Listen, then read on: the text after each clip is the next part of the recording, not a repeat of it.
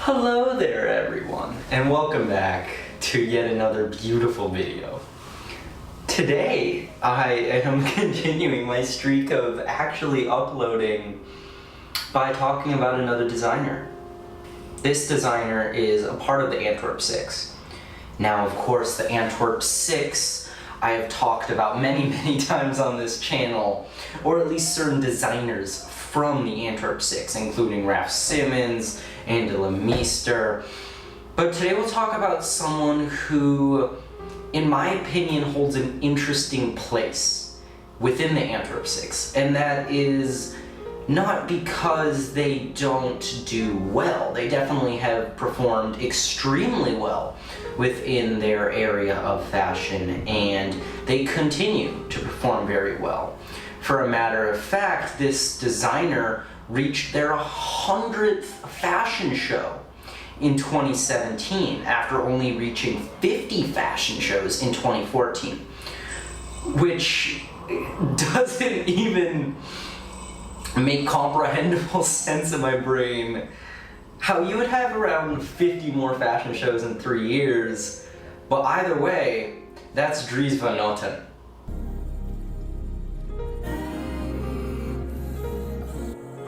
And we don't like federal agents, Dries Van Noten came from a family line of tailors and people in fashion.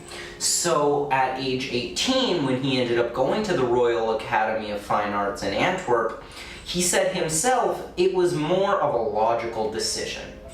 His grandfather was a tailor, and his own father was the original founder and creator of Pret-a-Porter, which is a very... My cat is being very annoying. I'll show him off at the end of the video. Anyways, Pret-a-Porter. Oh my god. Tuan,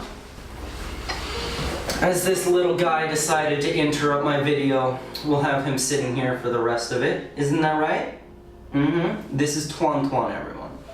Anyways, his father created Pret-a-Porter, which ended up being a very successful fashion boutique and now is a monolith online for a clothing store and holds many different designers. Now, Dries Van Noten then went off, of course, to do fashion himself, graduating from the Antwerp Academy of Fine Arts and eventually going and working for a few other designers. None of them ended up being too notable, yet he then ended up going and making his own line.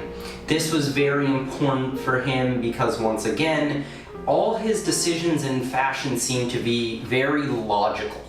Yet when it did come to his creative process, it was more sporadic, noting himself that a lot of his designs and concepts would come to him if he was just walking in a garden, or if he saw a painting. He would come with a random idea and go through with that idea till the very end, sometimes leading an entire collection.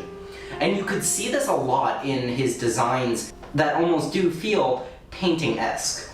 This, of course, is a combination of colors and different materials that he would use throughout his career. Yeah, wouldn't he? This also I found was very interesting because when asked what colors he doesn't like, he stated to say that he has worked with every single color, as he enjoys the challenge and the sort of push that it gives him to truly be creative with different colors. And you can see this once again in his designs, which are very colorful compared to other designers that came out around with him, such as Margiela, Raf Simons, and especially de la Meester, who does stray away from color most of the time.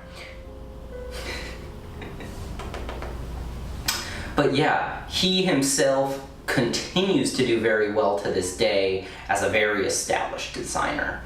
In the end, I feel Dries, as I mentioned before, holds a very interesting position within the fashion world. As his designs are not always my favorite, as they are sometimes more experimental with color rather than shape and form.